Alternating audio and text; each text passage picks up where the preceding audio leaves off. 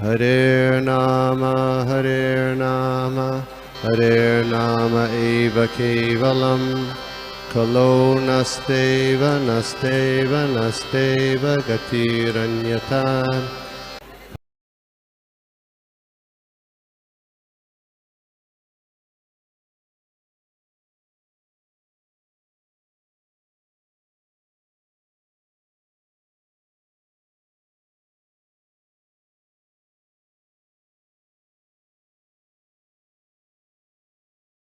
ॐ श्री परमात्मने नमः। श्रीमद्भगवद्गीता अथ त्रयोदशोऽध्यायः। अर्जुन उवाच प्रकृतिं पुरुषं चैव क्षेत्रं क्षेत्रज्ञमेव च एतद्वेदितुमिच्छामि ज्ञानं ज्ञेयं च केशव। श्रीभगवानुवाच इदं शरीरं कौन्तेय क्षेत्रमित्यभिधीयते एतद्यो वेत्ति तं प्राहुः क्षेत्रज्ञ इति तद्विदः। क्षेत्रज्ञ चापि मां विद्धि सर्वक्षेत्रेषु भारत। क्षेत्रक्षेत्रज्ञयोर्ज्ञानं यत्तज्ज्ञानं मतं मम। तत्क्षेत्रं यच्च यादृक् च यद्विकारि यतश्च यत् स च यो यत्प्रभावश्च तत्समासेन मे शृणु। ऋषिभिर्बहुधा गीतं छन्दोभिर्विविधैः पृथक् ब्रह्मसूत्रपदैश्चैव हेतुमद्भिर्विनिश्चितैः। महाभूतान्यहङ्कारो बुद्धिरव्यक्तमेव च इन्द्रियाणि दशैकञ्च पञ्चचेन्द्रियगोचराः इच्छा द्वेषः सुखं दुःखं सङ्घातश्चेतना धृतिः। एतत्क्षेत्रं समासेन सविकारमुदाहृतम्। अमानित्वम् अदम्भित्वम् अहिंसा क्षान्तिरार्जवम् आचार्योपासनं शौचं स्थैर्यमात्मविनिग्रहः इन्द्रियार्थेषु वैराग्यम्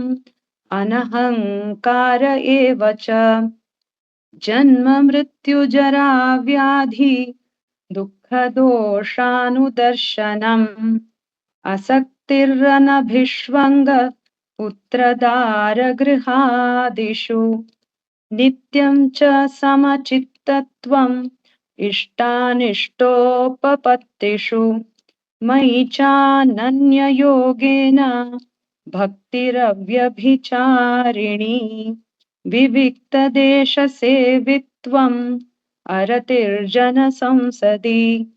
अध्यात्मज्ञाननित्यत्वम्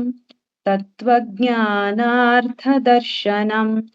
एतत् ज्ञानमिति प्रोक्तम् अज्ञानं यदतोऽन्यथा ज्ञेयं यत्तत् प्रवक्ष्यामि यज्ञात्वामृतमश्नुते अनादिमत्परं ब्रह्म न सत्तन्नासदुच्यते सर्वतः पाणिपादं तत् सर्वतोशिशिरोमुखम् सर्वतः श्रुतिमल्लोके सर्वमावृत्य तिष्ठति सर्वेन्द्रियगुणाभासं सर्वेन्द्रियविवर्जितम् असक्तं सर्वभृक्षैव निर्गुणं गुणभोक्तृ च बहिरन्तश्च भूतानाम् अचरं चरमेव च सूक्ष्मत्वात् तदविज्ञेयन् दूरस्थं चान्तिके च तत् अविभक्तं च भूतेषु विभक्तमिव च स्थितम् भूतभर्तृ च तज्ज्ञेयं ग्रसिष्णुप्रभविष्णु च ज्योतिषामपि तज्ज्योतिस्तमसः परमुच्यते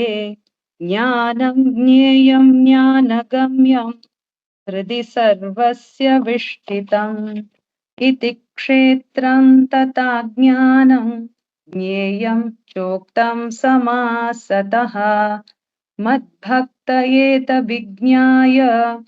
मद्भावायोपपद्यते प्रकृतिं पुरुषं चैव विद्यनादि उभावपि विकारांश्च गुणांश्चैव विद्धि प्रकृतिसम्भवान् कार्यकारणकर्तृत्वे हेतुः प्रकृतिरुच्यते पुरुषः समदुःखानां भोक्तृत्वे हेतुरुच्यते पुरुषः प्रकृतिस्थो हि भुङ्क्ते प्रकृतिजान् गुणान् कारणं गुणसङ्गोऽस्य सदसद्यो निजन्मसु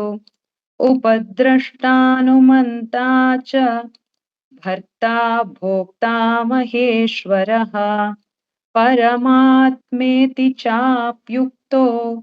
देहेऽस्मिन् पुरुषः परः य एवं वेत्ति पुरुषं प्रकृतैः च गुणैः सह सर्वथा वर्तमानोऽपि न स भूयोऽभिजायते ध्यानेनात्मनि पश्यन्ति केचिदात्मानमात्मना अन्यसाङ्ख्येन योगेन कर्मयोगेन चापरे अन्ये त्वेवमजानन्तः श्रुत्वान्येभ्य उपासते तेऽपि चातितरन्त्येव मृत्युं श्रुतिपरायणाः यावत् सञ्जायते किञ्चित् सत्त्वं स्थावरजङ्गमम् क्षेत्रक्षेत्रज्ञसंयोगात् तद्विद्धि भरतर्षभ समं सर्वेषु भूतेषु तिष्ठन्तं परमेश्वरं विनाशयत्स्व विनश्यन्तं यः पश्यति स पश्यति समं पश्यन् हि सर्वत्र समवस्थितमीश्वरम् न हि नस्त्यात्मनात्मानं ततो यान्ति परां गतिम् प्रकृत्यैव च कर्माणि क्रियमाणानि सर्वशः यः पश्यति ततात्मानम् अकर्तारं स पश्यति यदा भूतपृथग्भावम् एकस्तमनुपश्यति तत एव च विस्तारं ब्रह्म सम्पद्यते तदा अनादित्वान् निर्गुणत्वात् परमात्मायमव्ययः शरीरस्थोऽपि कौन्तेय न करोति न लिप्यते यथा सर्वगतं सौक्ष्म्यात् आकाशन्लोपलिप्यते सर्वत्रावस्थितो देहे तथात्मानोपलिप्यते यथा प्रकाशयत्येकः कृत्स्नं लोकमिमं रविः क्षेत्रं क्षेत्री तथा कृत्स्नं प्रकाशयति भारत क्षेत्रक्षेत्रज्ञयोरेवम् अन्तरं ज्ञानचक्षुषा भूतप्रकृतिमोक्षं च ये विदुर्यान्ति ते परम् ॐ तत्सदिति श्रीमद्भगवद्गीतासु उपनिषत्सु ब्रह्मविद्यायां योगशास्त्रे श्रीकृष्णार्जुनसंवादे क्षेत्रक्षेत्रज्ञविभागयो नाम त्रयोदशोऽध्यायः। ॐ श्रीकृष्णार्पणमस्तु। हरि ओम्। अथ चतुर्दशोऽध्यायः। गुणत्रयविभागयोगः। श्रीभगवानुवाच परं भूया प्रवक्ष्यामि ज्ञानानां ज्ञानमुत्तमम् यज्ञात्वा मुनयः सर्वे परां सिद्धिमितो गताः इदं ज्ञानमुपाश्रित्य मम साधर्म्यमागता सर्गेऽपि नोपजायन्ते प्रलयेन व्यथन्ति च मम योनिर्महद्ब्रह्म तस्मिन् गर्भं ददाम्यहं सम्भवः सर्वभूतानां ततो भवति भारत सर्वयोनिषु कौन्तेय मूर्तयः सम्भवन्ति यः तासां ब्रह्म महद्योनि अहं बीजप्रदः पिता सत्त्वं रजस्तम इति गुणा प्रकृतिसम्भवाः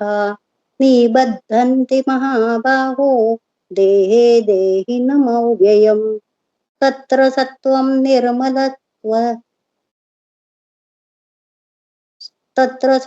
निर्मलत्वात् प्रकाशकमनामयम् सुखसङ्गेन बध्नाति ज्ञानसङ्गेन चानघ रजो रागात्मकं विद्धि तृष्णात् सङ्गसमुद्भवम् तन्निबध्नाति कौन्तेय कर्मसङ्गेन देहिनम् तमस्त्वाज्ञानजं विद्धि मोहनं सर्वदेहिनाम् प्रमादालस्य निद्राभिः तन्निबध्नाति भारत सत्त्वं सुखे संजयति रजः कर्मणि भारत ज्ञानमावृत्य तु तमः प्रमादे संजयत्युत रजस्तमश्चापि भूय सत्त्वं भवति भारत रजसत्त्वं तमश्चैव तमसत्त्वं रजस्तथा सर्वद्वारेषु देहेऽस्मिन् प्रकाश उपजायते ज्ञानं यदा तदा विद्यात् विवृद्धं सत्त्वमित्युत लोभः प्रवृत्तिरारम्भः कर्मणामशमः स्पृहा रजस्येतानि जायन्ते विवृद्धे भरतर्षभ अप्रकाशो प्रवृत्तिश्च प्रमादो मोह एव च तमस्येतानि जायन्ते विवृद्धे कुरु नन्दन यदा सत्त्वे प्रवृद्धे तु प्रलयं याति देहभृत् तदोत्तमविदान् लोकान् अमलान् प्रतिपद्यते रजसि प्रलयं गत्वा कर्मसङ्गीन जायते तथा प्रलीनस्तमसि मूढो योनिषु जायते कर्मणा सुकृतस्याहुः सात्विकं निर्मलं फलम् रजसस्तु फलं दुःखम् अज्ञानं तमसा फलम् सत्त्वात् संजायते ज्ञानं रजसो लोभ एव च प्रमादो मोहतमसो भवतो ज्ञानमेव च ऊर्ध्वं गच्छन्ति सर्वस्था मध्ये गतिष्ठन्ति राजसः जगन्यगुणवृत्तिस्था अधो गच्छन्ति तामसः ज्ञानं गुणेभ्यः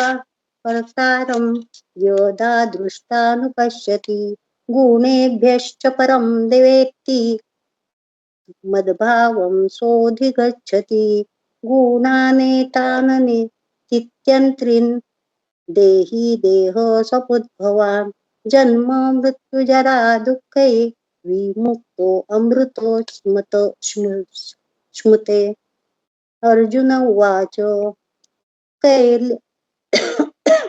कैर्लिङ्गे त्रिगुणे कैर्लिङ्गे स्त्रीन् गुणानेतान् अतीतो भवति प्रभो किमाचार कथं चेतान् तीन् गुणान् अतिवर्तते श्रीभगवान् उवाच प्रकाशं च प्रवृत्तिं च मोहमेव च पाण्डव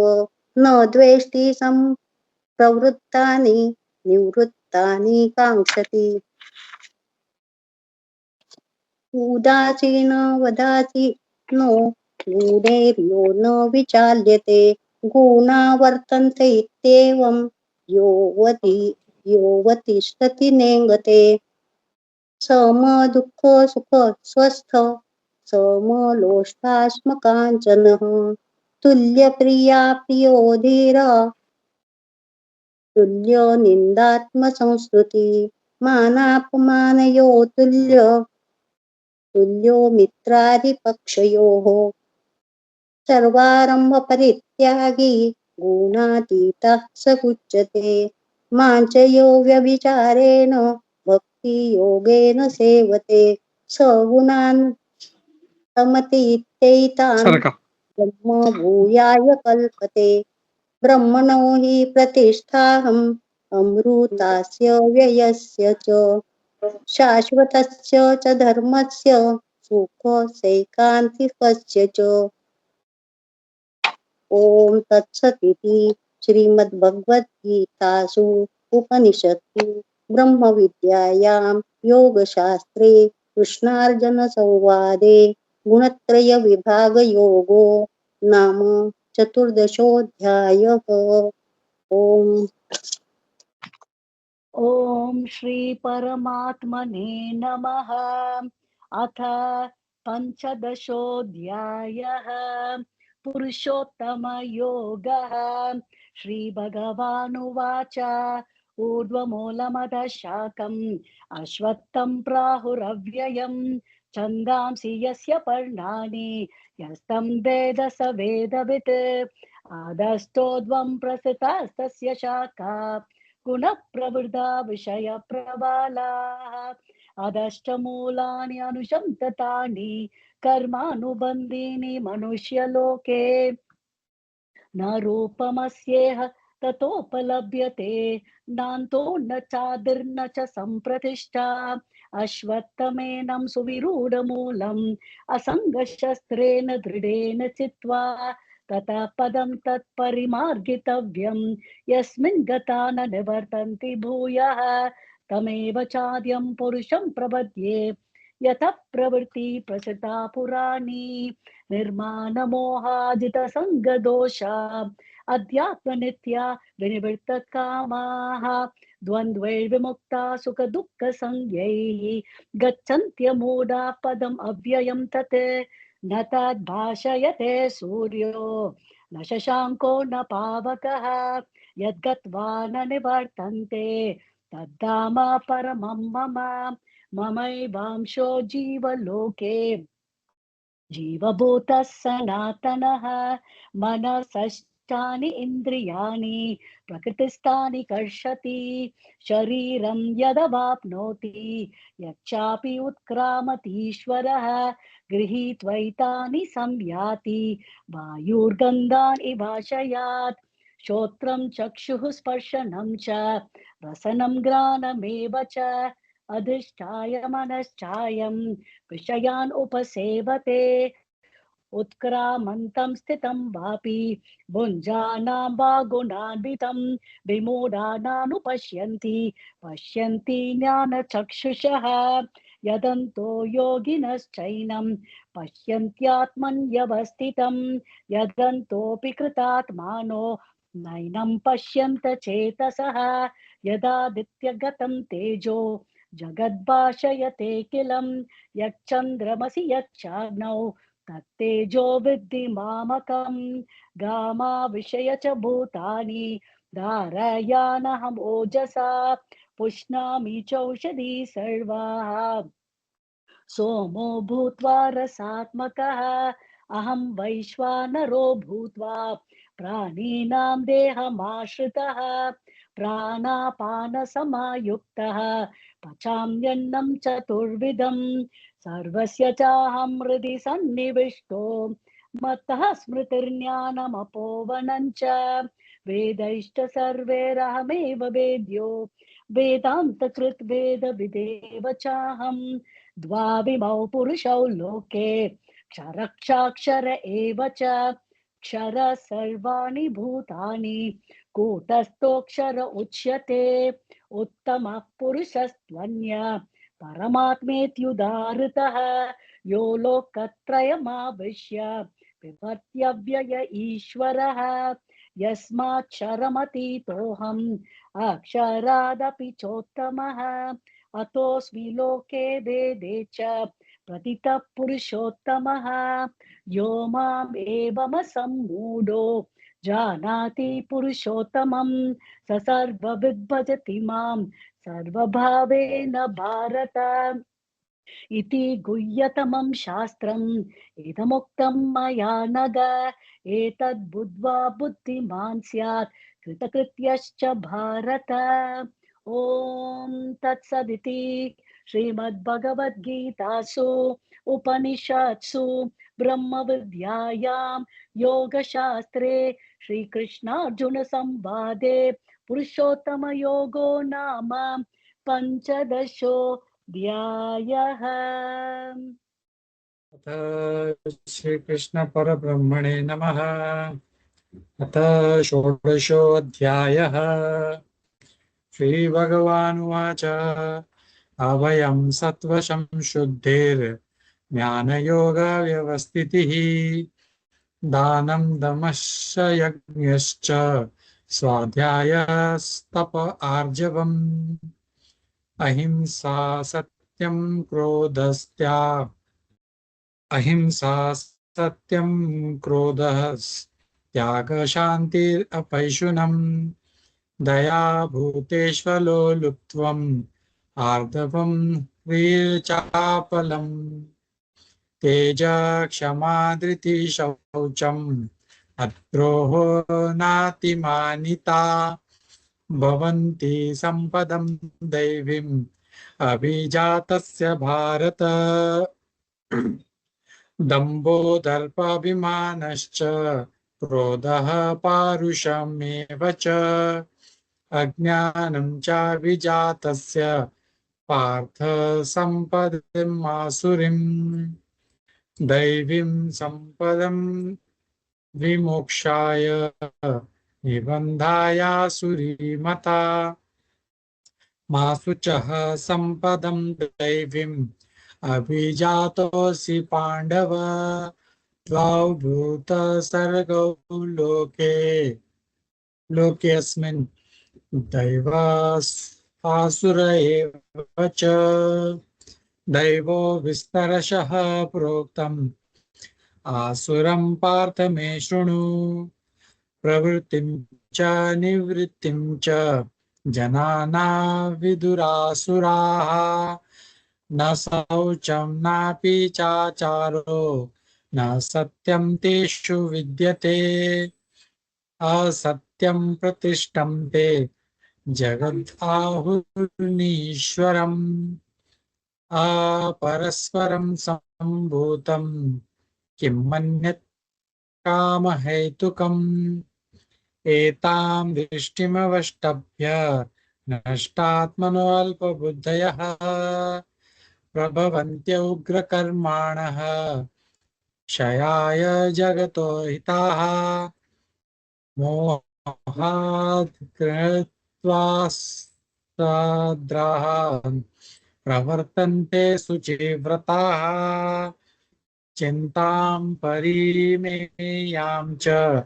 प्रलयान्ताम् उपाश्रिताः कामोपभोगपरमा एतावीति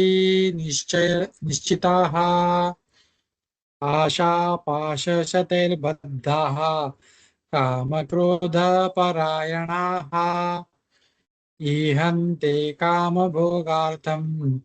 अन्योन्यार्थसञ्चयान् इदं मद्य मया लब्ध इमं प्राप्स्ये मनोरथम्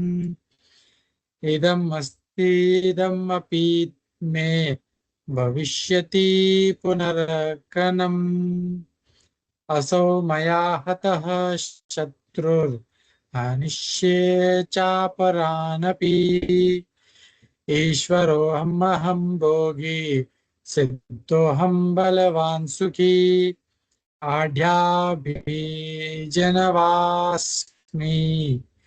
कोऽन्योऽस्ति सदृशो मया यक्षे दास्यामि मोदिष्य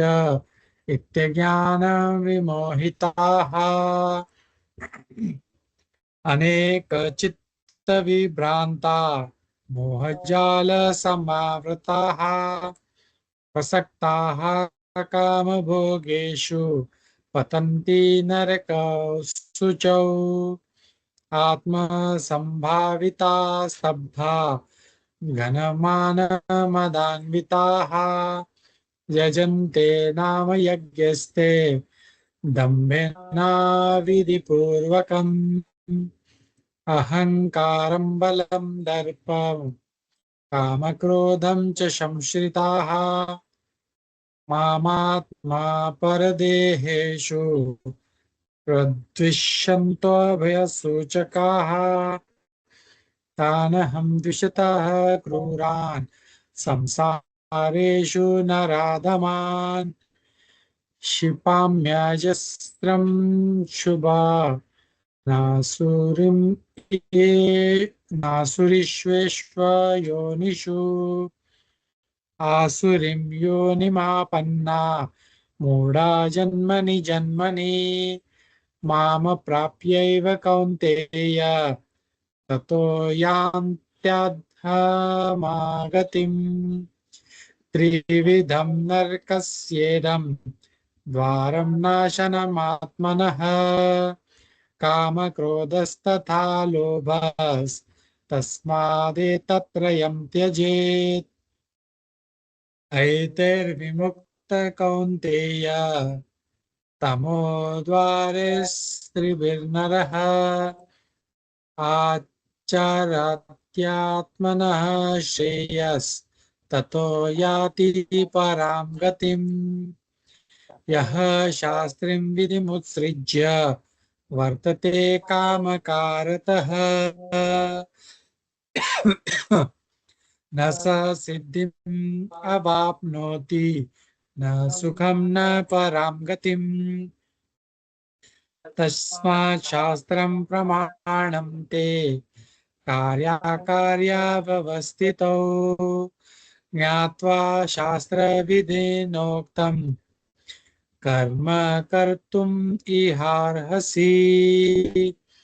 ॐ तत्सदिति श्रीमद्भगवद्गीतासु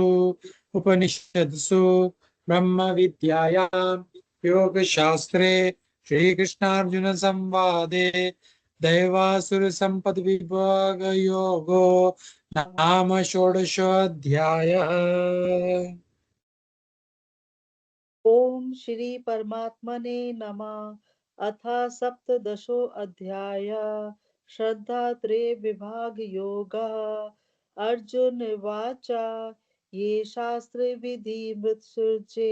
यजन्ते श्रद्धायान्विता तेषां निष्ठा तु का कृष्णा सतबाहो रजस्तमा। श्री भगवान उवाच त्रिविधा भवति श्रद्धा देहिनां सा स्वभावजा सात्विकी राजसी चैव तामसी चेति तां शृणु। सत्त्वनरूपा सर्वस्य श्रद्धा भवति भारता। श्रद्धामयोऽयं पुरुषो यो यश्रद्ध स एव च। यजन्ते सात्विका देवान् यक् राजसा प्रेतान् प्रेतान् गणांश्चान्ये यजन्ते तामसा जना।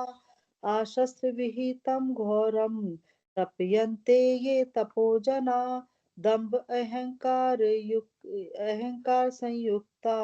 कामरागबलान्विता कर्ष्यन्त शरीरस्थं भूतग्रामं चेतसां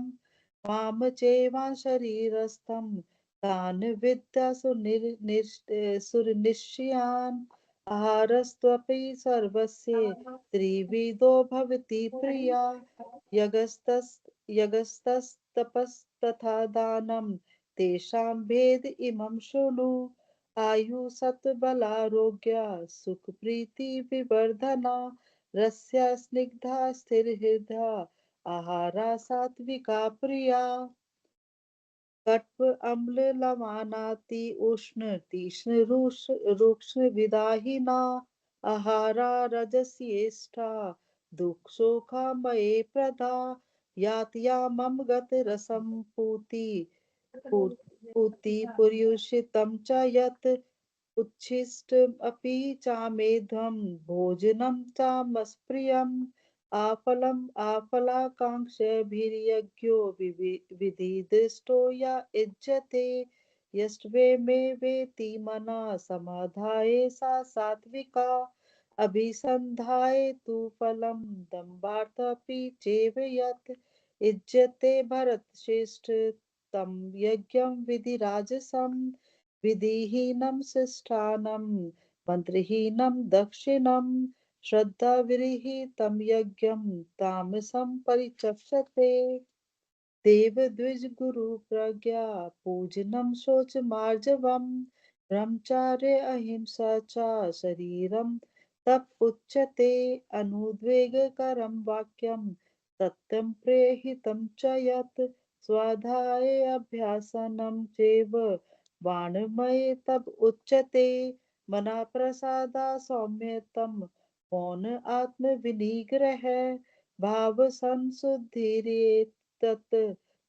तपो मान समुच्यते श्रद्धा पर्या तपतम तपस्तत् त्रिविधा नरे आफलं काङ्क्षीभिर्युक्ते सात्विकं परिचक्षते सत्कार मान पूजार्थं तपोदम्भेन चैव यत् क्रियते देहि प्रोक्तं राजसं चलं ध्रुवम् मूढाग्रहणात्मनो यत् पीडया क्रियते तपा परस्योत् साधारणार्थं वा तत्तम तत्तमस समुदाहृतं दातव्यमिति यद्दानं दीयते अनुकारिणे देशे काले च पात्रे च तद्दानं सात्विकं स्मृतम् यत्तु पर्युपकारार्थं फलम् उद्देश्य वा पुनः दीयते च परिक्लिष्टं तद्दानं राजसंस्मृतम् आदेशकाले यद्दानं पात्रे बहिश्च दीयते असत्कृतं वज्ञातमं तत्तामसमुदाहृतम् ॐ तस्सदिति निर्देशो ब्राह्मणस्त्रिविधा स्मृता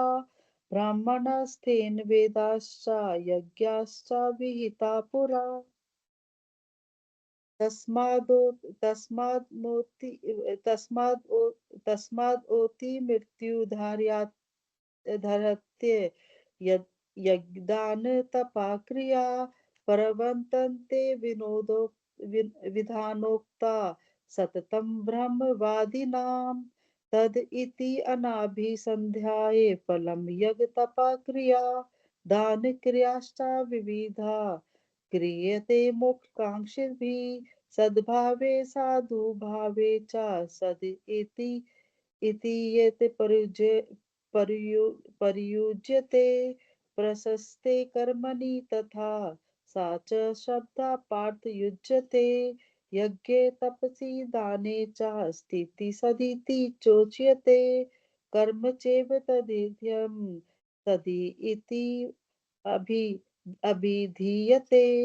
आश्रद्धाहुतं दत्तं तपस्तप्तं कृतं च यत्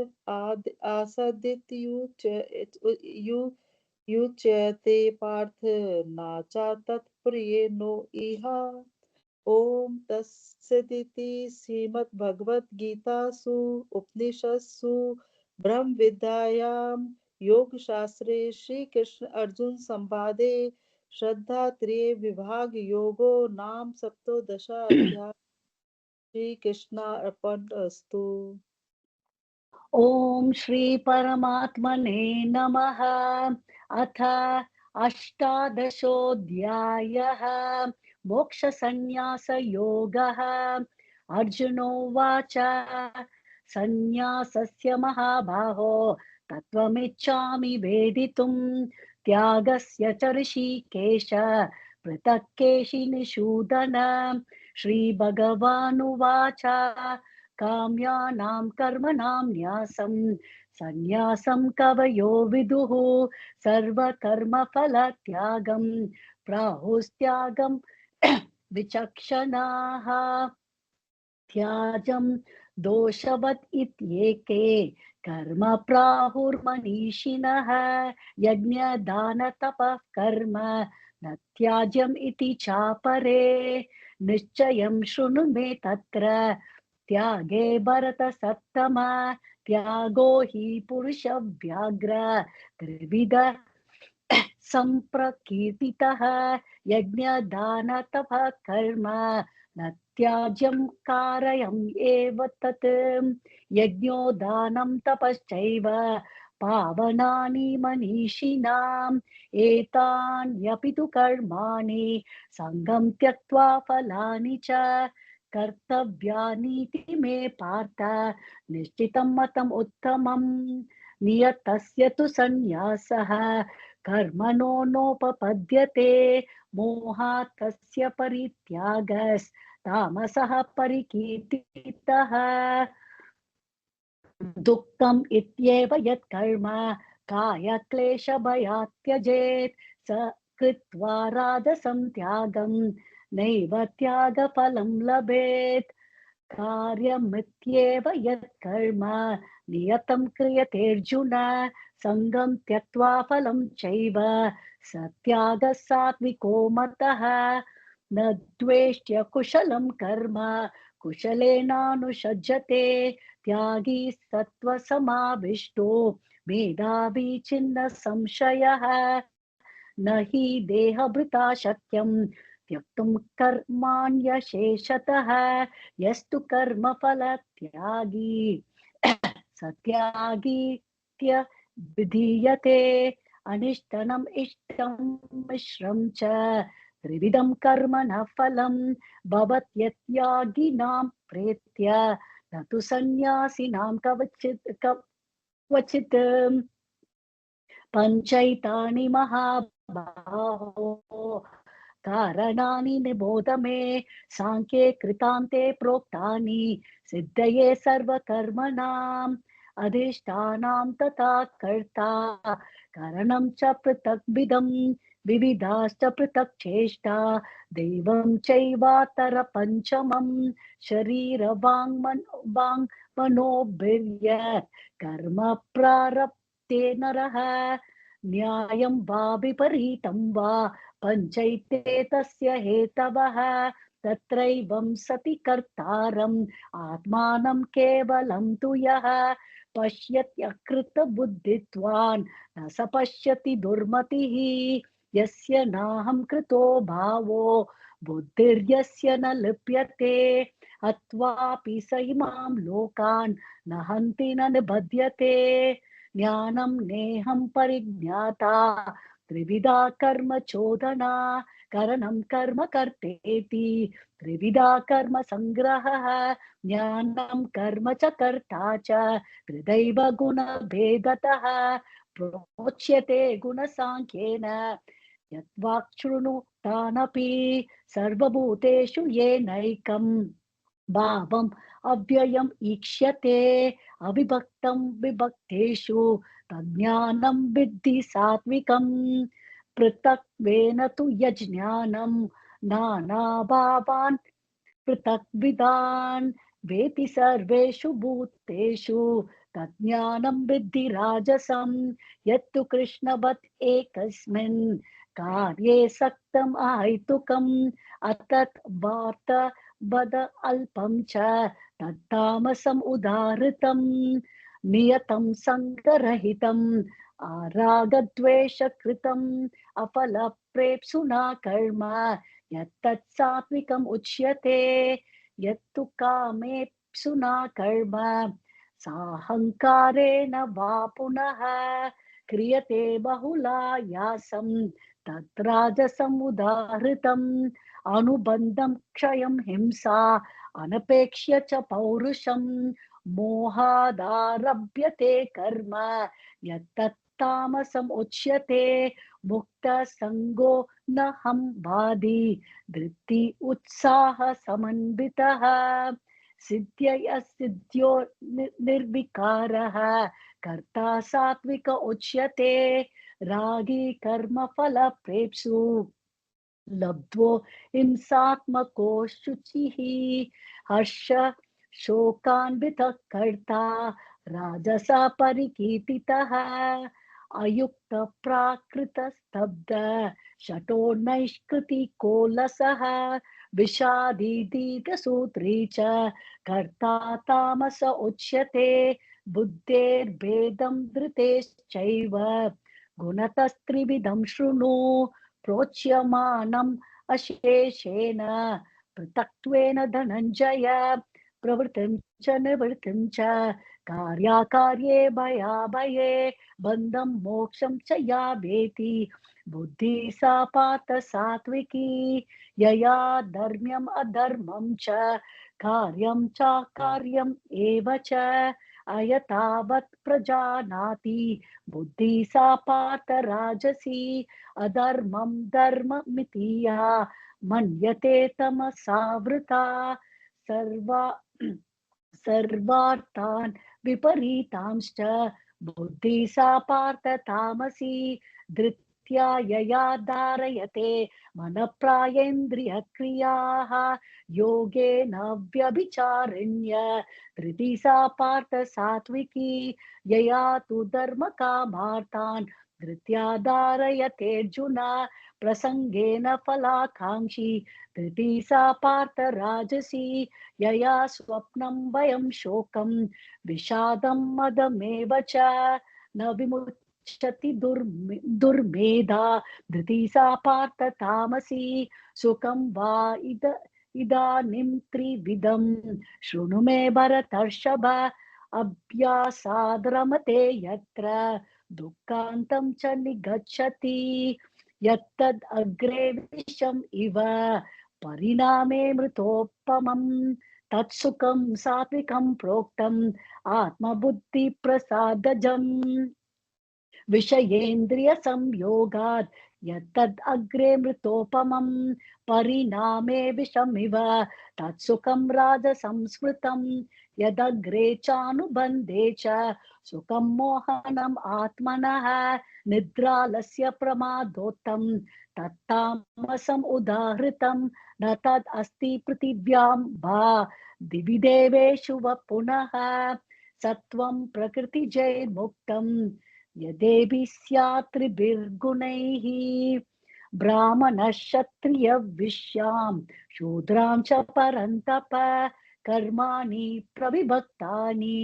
स्वभावप्रभवैर्गुणैः क्षमो दमस्तपः शौचं शान्तिराजवमेव च ज्ञानं विज्ञानमास्तिक्यं ब्रह्मकर्म स्वभावजम् शौर्यं तेजो धृति दाक्ष्यं युधे चाप्य पलायनं दानम् ईश्वरभावश्च क्षात्रं कर्म स्वभावजं कृषि गोरक्षवान् निज्यं वैश्य कर्म स्वभावजं परिचर्यात्मकं कर्म शूद्रस्यापि स्वभावजं स्वे स्वे कर्मण विरतः संसिद्धिं लभते नर स्वकर्म निरतः सिद्धिं यथा विन्दति तच्छृणु यथा प्रवृत्तिभूतानां येन सर्वमिदं ततं स्वकर्मणा तम् अभ्यर्च्य सिद्धिं विन्दति मानवः श्रेयान् स्वधर्मो विगुणः परधर्मात् स्व अनुष्ठितात् स्वभावनियतं कर्म कुर्वन्नाप्नोति किल्बिषं सहजं कर्म कौन्तेय सदोषमपि न त्यजेत् सर्वारम्भा हि दोषेण धूमेनाग्निरिवावृताः असक्त बुद्धिः सर्वत्र जितात्मा विगतः स्पृहः नैष्कर्म्य सिद्धिं परमां संन्यासेनाधिगच्छति सिद्धिं प्राप्तो यथा ब्रह्म तथाप्नोति निबोध मे समसेनैव कौन्तेय निष्ठानज्ञानस्य या परा बुद्धया विशुद्धया युक्तो धृत्यात्मां नियम्य च शब्दादीन् विषयान् त्यक्त्वा रागद्वेषयुध्यस्य च विविक्तसेवी लब्ध्वाशी यद्वक्काय मानसः ध्यानयोगपरो नित्यं वैराग्यं समुपाश्रितः अहङ्कारं बलं दर्पं कामं क्रोधं परिग्रहं विमुच्य निर्ममः शान्तो ब्रह्मभूयाय कल्पते ब्रह्मभूतप्रसन्नात्मा न शोचति न काङ्क्षति समः सर्वेषु भूतेषु मद्भक्तिं लभते पराम् भक्त्या माम् अभिजानाति यावान् यश्चास्मि तत्त्वतः ततो मां तत्त्वतो ज्ञात्वा विशते तदनन्तरम् सर्वकर्माण्यपि सदा कुर्वन्नो मद्व्यपाश्रयः मत्प्रसादात् अवाप्नोति शाश्वतं पदम् अव्ययम् चेतसा सर्वकर्माणि मयि सन्न्यस्य मत्परः बुद्धियोगम् उपाश्रित्य मच्चित्तः सततं भव मच्चित्तः सर्वदुर्गाणि मत्प्रसादात् तरिष्यसि अत चेत्त्वमहङ्कारं न शोष्यसि विनक्ष्यसि यत् अहङ्कारम् आश्रित्य न योत्स्य इति मन्यसे मिथ्यैष व्यवसायत्यस्ते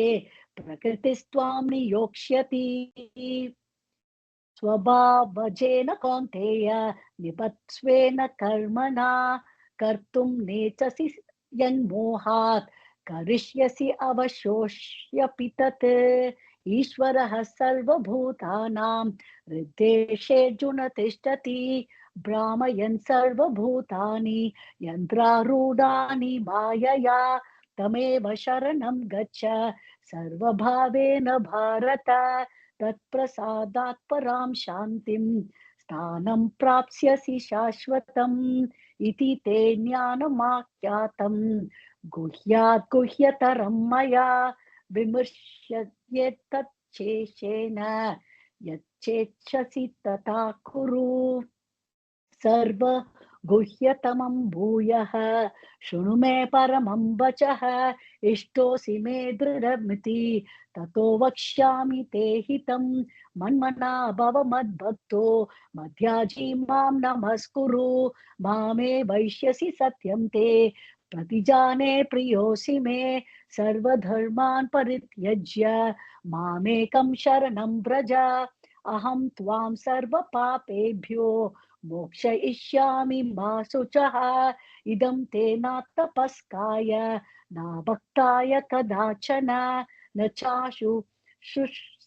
सवे भाष्यं न च मां योऽभ्यसूयति य इदं परमं गुह्यं मद्भक्तेष्व अभितास्यति भक्तिं महि परां कृत्वा मामे वैष्यत्य संशयः न च तस्मान् मनुष्येषु कश्चिन्मे प्रियकृत्तमः भविता न च मे तस्मान् मन्यप्रियतरो भुविः अद्येष्यते च य इमं धर्म्यं संवादम् आवयोः ज्ञानयज्ञेन तेनाहम् ईशतः स्यामिति मे मतिः श्रद्धावान् अनसूयश्च शृणुयादपि यो नरः सोऽपि मुक्तः शुभान् लोकान् प्राप्नुयात् पुण्यकर्मणाम् कश्चित् एतत् श्रुतं पार्थ त्वयैकाग्रेण चेतसा कश्चित् ज्ञानसम्मोहः प्राणस्तस्ते धनञ्जय अर्जुनोवाच नष्टो मोहस्मृति लब्ध्वा त्वत्प्रसादान्मयाच्युत स्थितोऽस्मि गन्तसन्देह करिष्ये वचनं तव सञ्जयोवाच इत्यहं वासुदेवस्य पार्थस्य च महात्मनः संवादम् इममश्रौषम् अद्भुतं रोमहर्षणं व्यास प्रसादात् श्रुतवान् एतद्गुह्यम् अहं परं योगं योगेश्वरात् कृष्णात् साक्षात् कथयत स्वयं राजन् संस्मृत्य संवादम् इमम् अद्भुतं केशवार्जुनयो पुण्यं हृष्यामि च मुहुर्मुहुः तच्च संस्मृत्य रूपम अति अद्भुतम हरेः विस्मयो मे महान् राजन् हृष्यामि च पुनः पुनः यत्र योगेश्वर कृष्णो यत्र पार्थो धनुर्धरः तत्र श्रीविजयो भूति ध्रुवा नीतिर्मतिर्मम ॐ तत्सदिति श्रीमद्भगवद्गीतासु उपनिषत्सु ब्रह्मविद्यायां योगशास्त्रे श्रीकृष्णार्जुन संवादे मोक्षसंन्यासयोगो नाम अष्टादशोऽध्यायः। हरे Krishna Krishna Krishna Hare Hare Hare Ram Ram Ram Hare Hare Hare Krishna Krishna Krishna Hare Hare Hare Ram Ram Ram Hare Hare Hare Krishna Krishna Krishna Krishna Hare Hare Hare Ram Ram Ram Hare Hare Hare Krishna. So now for the benefit of all, हम लोग एक बार जिन्होंने भी मिस किया है बीच में आगे पीछे, उनके लिए हम लोग चतुर्श्लोकी भगवद गीता बोलेंगे, जिससे पूर्ण भगवद गीता पढ़ने का और सुनने का फायदा होगा। तो I will just chant Chatushloki Bhagavad Gita. अहम सर्वस्य प्रभवो मत्तः सर्वं प्रवर्तते इति मत्वा भजन्ते मां बुधा भाव समन्विताः मच्चित्ता मतिगत प्राणा बोधयन्ता परस्परं कथयन्तश्च मां नित्यं तुष्यन्ति च रमन्ति च तेषां सततयुक्तानां भजतां प्रीतिपूर्वकं ददामि बुद्धियोगं तं येन मामुपयान्ति ते तेषामेवानुकम्पार्थम् अहम् अज्ञानजं तमः नाशयाम्यात्मभावस्तु ज्ञानदीपेन भास्वता। हरे Krishna Krishna Krishna Krishna Hare Hare Hare Ram Ram Ram Hare Hare. Hare Krishna. So thank you everybody for joining,